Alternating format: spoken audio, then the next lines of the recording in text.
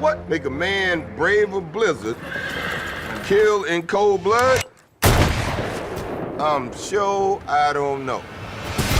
Hi, welcome to What the Flick. Ben, Alonzo, me, I'm Christy. That's Ben. That's Matt. We're all here. You know who we are. We're talking about The Hateful Eight. There are only 4 of us, and we're going to talk about The Hateful Eight with Ben's new friend, Quentin Tarantino. Ben, please tell us about the movie. Well, he's not my friend. I just interviewed him. That's all. And if you haven't watched it yet, go check it out. But it went well. It was good. It was interesting. So The Hateful Eight is his 8th movie. Does that count Kill Bill as one movie? Is that how that? It's 2. Is that how that? Well, he now shows it as the whole bloody affair, like they're about to do it again at the new. So it's either his 8th or 9th film.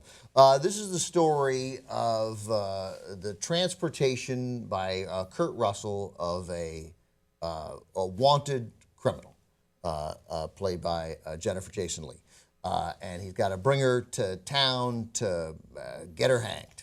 He's a bounty hunter, and along the way he collects a crew of people as including Samuel L. Jackson, as a terrible blizzard builds, forcing them to take refuge in sort of a general store in the middle of nowhere, where 5 other people already are. 4 or 5 other people already are.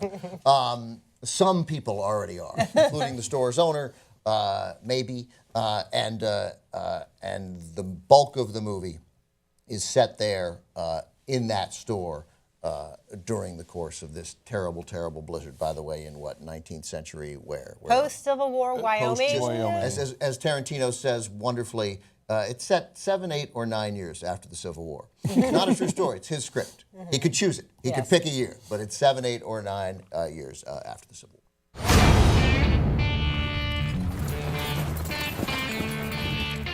Got room for one more? I ain't too anxious to be handing out rides. Real trusting fella, huh? Not so much. Ain't no way I'm spending a couple of nights under a roof with somebody I don't know who they are.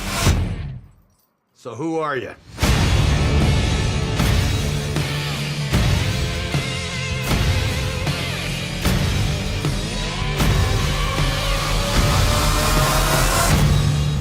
Okay, everybody, hear this. I'm taking this woman to hang. Reward's $10,000. That money's mine, boys. Oh, that's interesting.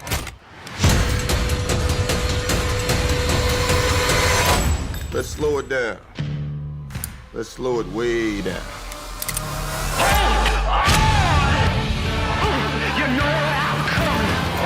When you get to hell, tell them Daisy sent you. You gon' die now?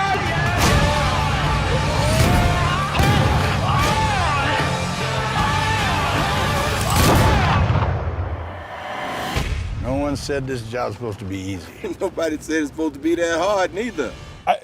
I refer to this movie as an art prank in my rap review. And a friend of mine on Facebook said, well, all of his movies are art pranks because in a way, as much as he likes to talk about, blaxploitation and kung fu and whatever as his influences, he really loves Godard.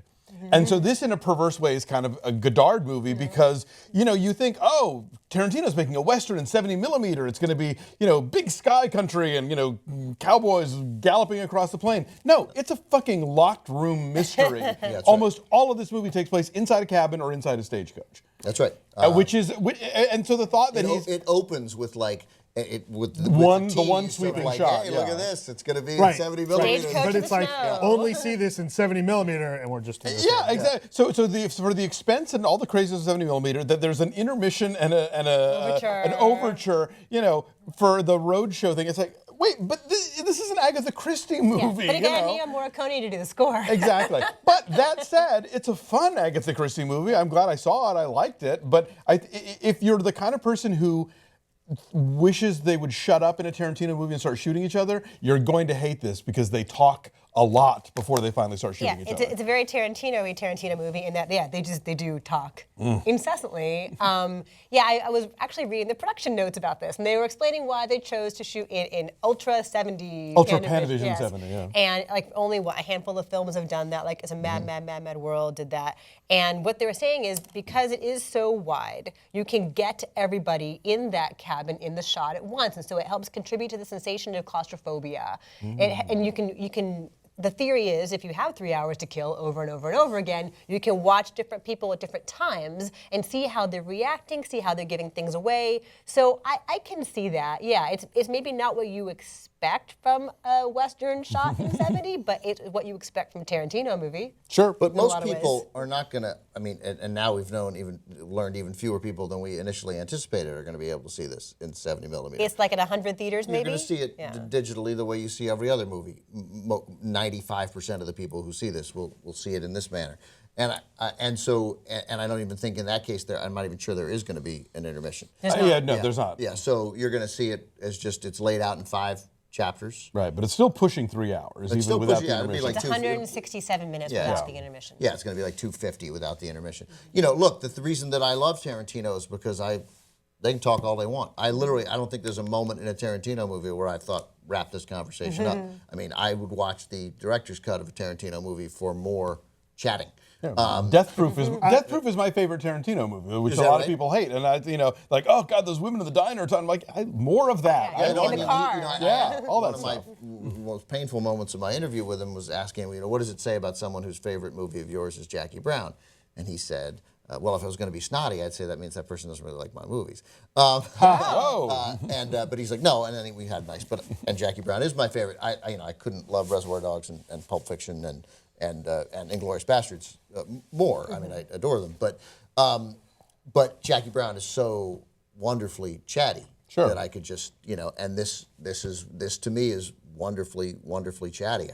I liked it, and I'm fairly certain that as with every single one of his movies, that I'll like it more the next time I see it, whether that's in 6 months or a year, or when it's on HBO or I buy or somebody sends me for free a Blu-ray.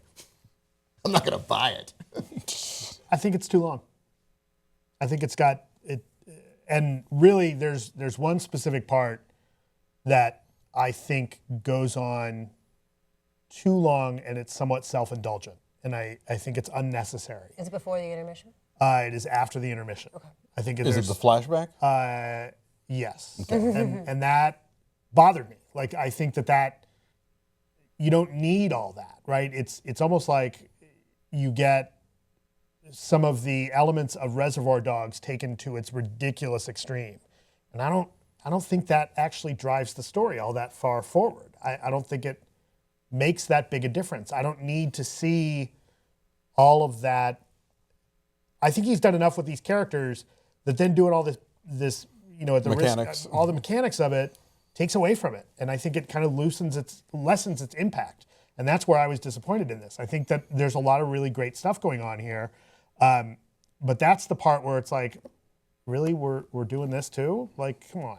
And I didn't think it was all that necessary. I didn't think it added to the characters that much. I didn't think it made the story any better. I don't think it improved it. I actually think it kind of lessens the impact and lessens the dramatic arc for a lot of the characters. I think that fits into the whole Agatha Christie thing for me. Because for me, it felt like that moment in something like Murder on the Orient Express, where they take you back and like, here's how we got here. Here's what you didn't know all along, And it's trickery. It's fun. It's layers of fun. Right. I thought and that's the thing. It's like Penn and Teller showing you how they did it. As always, with when he's at his best, this movie was cool and fun, and I thought that was fun. I mean. Yeah, look, I mean, if there was it was 2:45. If there was a 2:27 version, I would probably like that too. I'm not, but I just there's a tonal change for I think the last 2 chapters post intermission, and so I thought it worked really well with an intermission because you come back and you're like, and that sort of there's a totally different vibe post, and all of a sudden, you feel different. You were building to the intermission happens after a sort of a critical, with Tarantino, a critical bloody moment, and then we're hit with an intermission, and then we come back, and instead of like dealing with the aftermath, it's like, well, Let me tell you how we got here. And it's almost quirky then. And I don't know. I thought that worked incredibly effectively. I'd be curious to see how that works without the intermission when you just roll the slate of chapter 4 or whatever. It's quirky, but I'll also say it adds danger to it. There's a whole other like dangerous. Right, but not at first. Like then it comes up. When we had that tonal change, I thought the danger is removed, and then it sort of. And then it builds back up to it. Yes. I was reminded of when I saw Locke, a movie that I really loved. I love Locke. Where about 20 minutes in, I thought, what if Tom Hardy doesn't get out of the car? What if that's what this movie is? And then it was. And I had the same thing here at the intermission. I was like, what if this is just like a Locke This room movie is mystery? literally. And then it was. This movie is literally twice as long as Locke. True. If not maybe three times. It has 8 times more characters. You know, if you're going to bring up Agatha Christie, then I'm going to bring up Murder by Death. My complaint about this movie is Truman Capote's complaint about everybody in Murder by Death. Oh yeah, no, this movie cheats for sure. Right. So but so does Agatha Christie. You know? What was his complaint?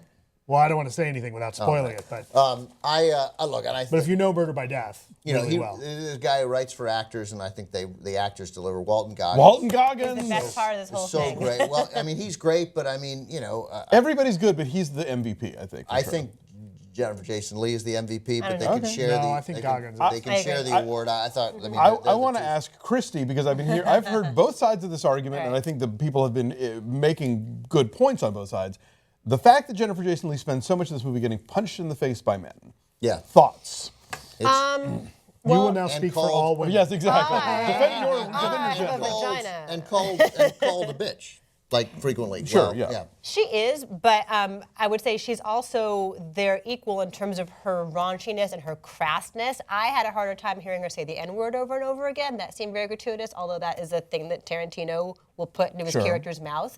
I had a harder time with what she was saying than what was being done to her because she dishes it out as well. I kind of thought too that they establish her as being as awful as the rest of these people and as dangerous as the rest of these people. If not more so. So there was a weirdly kind of a weirdly equal opportunity thing by making her the object I'm of going to violence. elbow you in the face because you're a badass and you're my prisoner and you're dangerous. Yeah. Right? Okay. So and you happen to be a woman. That was my take too. But I've also heard people that object to it. I'm like, I hear what you're saying too. When so you see her hit in the face, you know people are going to object to it, and you know reasonable people are going to object to it. She's covered in blood. But then she gets to sit down and sing a really pretty song. They humanize her, I suppose, somewhat by letting her do that. I love the words that he puts in his character's mouth. That's worth the price of admission. It's meant to make her seem abhorrent. It's meant to make him seem abhorrent, but I liked what came out of some horrible things come out of Bruce Dern's mouth, and I thought that was cool. And and Kurt Russell was good. It was super consistent throughout. Sort of, it was unflappable, and then. Some of those other guys were and as always, who else we got there? Tim Roth, Michael Madsen, and Damian Bashir. Yeah, and Roth always funny, and these are guys who know, and with Jackson too. Jackson was terrific, and these are people who know. There's a great thing with Abraham Lincoln's letter, That's very clever. very great, and clever thing with and the just letter a dumb from physical gag about closing the door and people yelling about it that I was howling laughing. Yeah, no, that was really funny, consistently funny. And speaking of Tim Roth, I love the fact that that was so good. For a while, he's speaking in a certain kind of British accent, and then later he's speaking in a different kind of one. And there's a detail to that that's very indicative of his character. I don't want to give it away, but it was a nice touch that I noticed. Yeah, I don't know. I think this is I think this is really good. Right, It's really interesting and cool. I gave it a 9. It's certainly worth seeing. 7.2. It's fun. It's a little too long. I'll admit I dozed a little bit here and there. It was warm and comfy. All right, so go ahead. So what's yours? It was dark. 7.5. I mean, it's not his best film by any measure, but I think doing well what he does well often, and I liked it. Yeah, I'm close to you guys. You said 7. Give it a 7. It's fine. Our average is 7.7. Where is it?